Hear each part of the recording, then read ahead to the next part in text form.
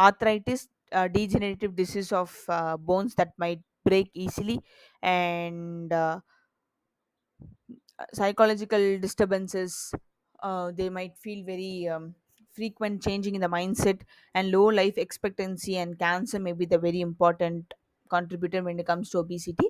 So these are the certain contributors when it comes to obesity. So when it comes to obesity, the diet plan that you have to follow is low calorie, high fiber, good amount of vitamin, and minerals like calcium has to be contributed, less amount of sodium will do. Yes. And then protein 0.8 to 1. Okay.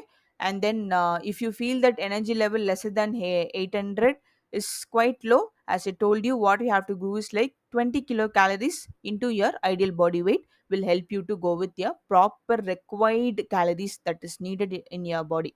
So that will help you to go with the weight loss along with this exercise and all these other parameters. Okay. Next is underweight. So underweight, when it comes to underweight, the very common etiology is going to be like starvation. They might be economically down, and they will not be able to serve food for at least 3 servings, which will be very difficult, and they will be undernourished, and they'll not have good amount of vitamins, good amount of minerals, and that will not absorb the nutrients, and that might be excreted, and that will not contribute to the body, and that will lead to underweight. Yes. So most probably civilization and prosperity plays a very important role when it comes to underweight, and psychological factors plays a very important contributor. So there might be stress might lead obesity and also underweight, both are equal.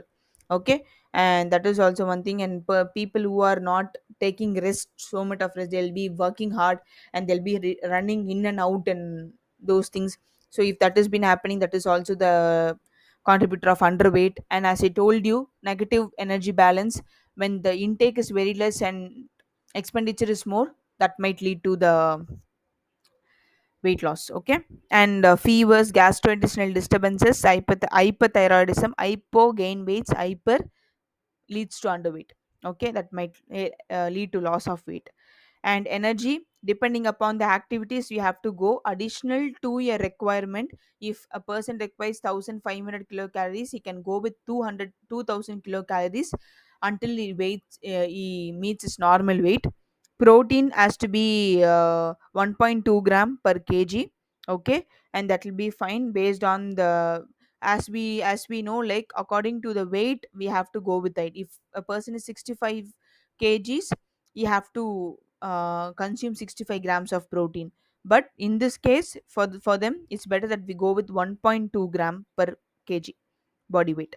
Fat fat content is increased, and digestibility of fats to be included.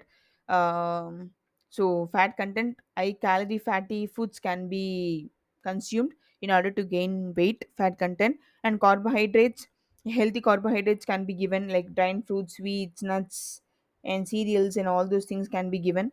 So rather than going for a very junk, all this can be avoided. Even though it is an underweight, we are not supposed to give any sort of junk foods. It's better that we go with healthy carbohydrates. Yes. Vitamins and minerals need more extra care.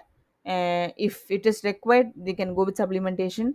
Fluids, good amount of fluids can be taken, and can be consumed in order to go with mineral content, mineral storage in the body.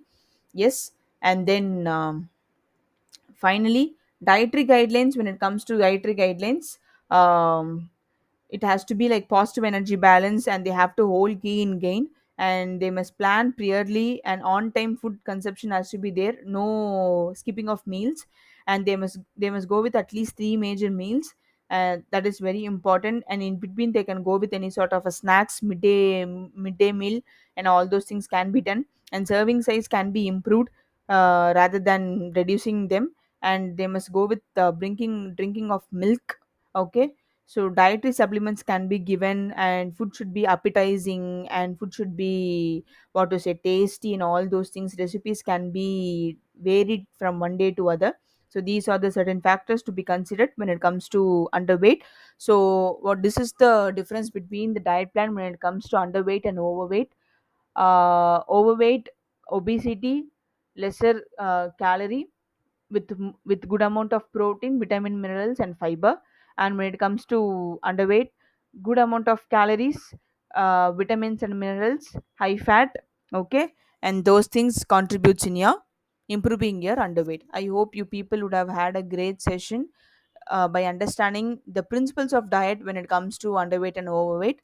We can see in next class. Thank you.